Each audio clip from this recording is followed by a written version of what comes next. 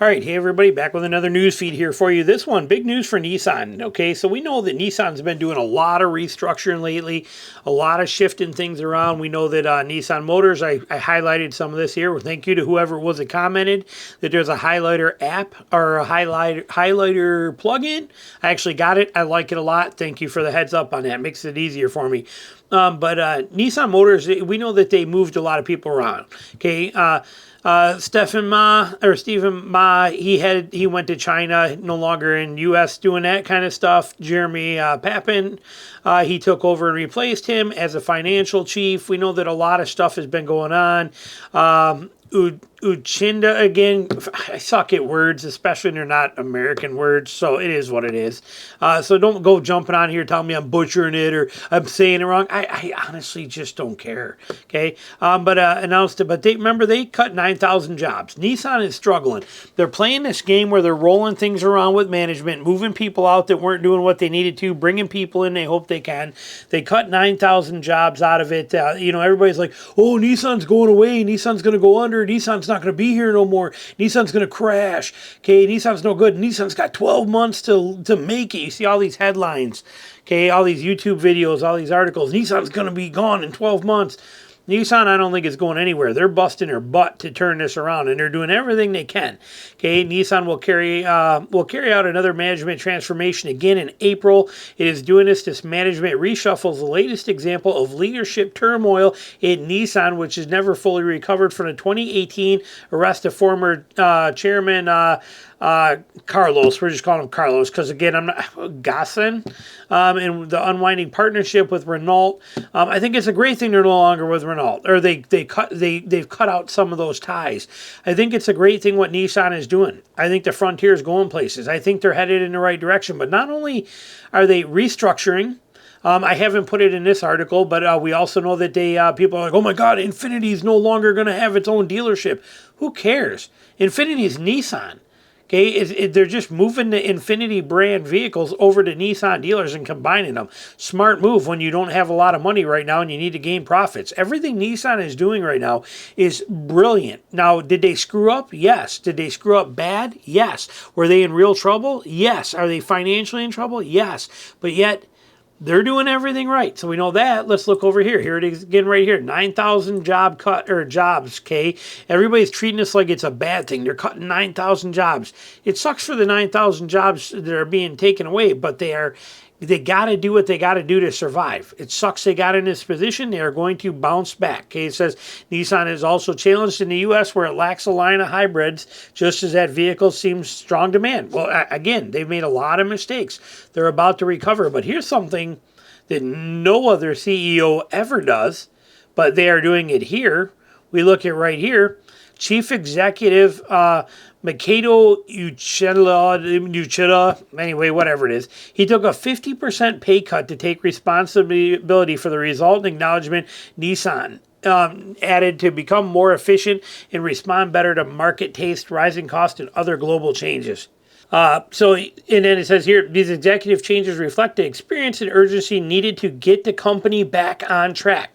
Nissan will continue to focus on the future growth and steadily execute these turnaround efforts to ensure sustainable profitability. Okay, they're on it. When's the last time you ever heard of a CEO taking a 50% pay cut? And it's not just them. There were other upper managements. I talked about this in another article. There's other upper management people that did the same, took major pay cuts. Why? Everything they can to help Nissan recover. Yes, they waited too long. Yes, they didn't try hard enough. Yes, they got into a bad spot, but they are flipping it. Okay, they're doing everything they can. And now they just did another major jump here. Okay, we have Jeep's former CEO is now taking over at Nissan, okay? Christian Muner returns the brand as a new chairman of Nissan America. He is going to dive in and turn things around and make some stuff happen.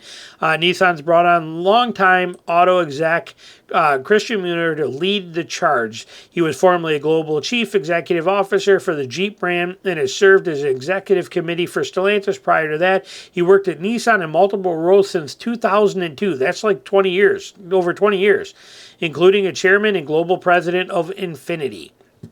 Says here he will return to the company as a chairman for North and South America in charge of both Nissan and Infiniti brands. He replaced Jeremy Papin, who was going to become the automaker's chief financial officer. Mueller will reportedly report directly to the chief performance officer, Gildenheim Cartier. What again? Like I said, I'm no good with names and words. I will work my butt off with the team to put the business back on track. Mueller said, told Bloomberg, to get your profitability up, to get the sales to grow again, because I know it's possible. He stepped down from Jeep brand in November 2023 amid slow sales. Although Mueller pioneered the brand's 4xe hybrid line, sales numbers dropped dramatically under his watch. Actually, the wording of stuff pisses me off sometimes, okay? They're going to give him a hit because sales numbers dropped dramatically under his watch. No, they didn't. Sales numbers dropped dramatically under Carlos Tavares' watch. Okay, Tavares is the one that would never let the prices come down. They still don't right now. Even though we've got rid of Tavares and all this stuff is going on, why are prices not coming down drastically on Ram and Jeep? That's the only reason sales are down. Okay, the 4xe that he made right here, this one right here says he pioneered the brand's 4xe hybrid line. The 4xe hybrid line is the best-selling hybrid in their class, in their segments. The Wrangler, the Wrangler 4xe, best-selling in its class. Okay, these 4xes are very popular, and people do buy them, even though I don't want one, but they do. They sell very well. The numbers drop dramatically. They drop dramatically not because of him, not because of the designs, not because of anything he did, but because of Stellantis and the stupid greed with the pricing. Stellantis is, now that Tavares is gone, we'll see what happens. But this is the reason it failed, not because of him. I think it's a great thing. He might do some very positive things over here at Nissan. And I love what Nissan is doing to change it all around. We can't predict the future, whether Nissan's going to make it or not make it. But then again, anything can happen at any given time. But in my opinion, Nissan is the only brand that's actually working hard to turn things around. See, it says right here, Nissan has again, see, some of these words, I have like an 8th grade education, even though I graduated high school. So this stuff is stupid to me. Why would you use a stupid word like that? It's stupid to me, so therefore it's stupid. But anyway, sales are way down. The company is behind hybridization, and the latest reports indicate that the brand has anywhere from 12 to 14 months left in business. Okay. The latest reports indicate that the brand has anywhere from 12 to 14 months left in business. Not good. Really?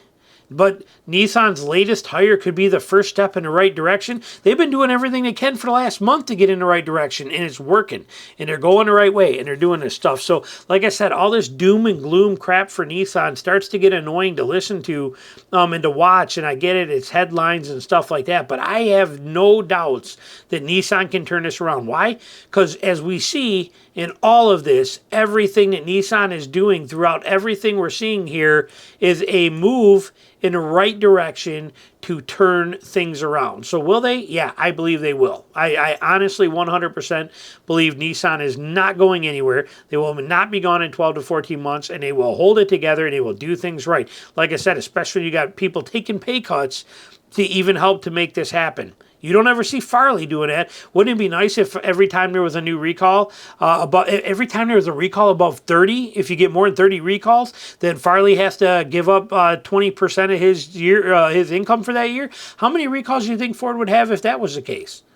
Okay, nobody else, no other CEOs. Did Tavares offer to give back half of his salary? No. Okay, none of this stuff. Nobody's doing anything except for Nissan. Nissan's the only one trying to correct itself. I tip my hat to Nissan. Good job. Well done. Keep it up. We're looking forward to you being around for a very long time. Put your comments down below. Thanks for watching.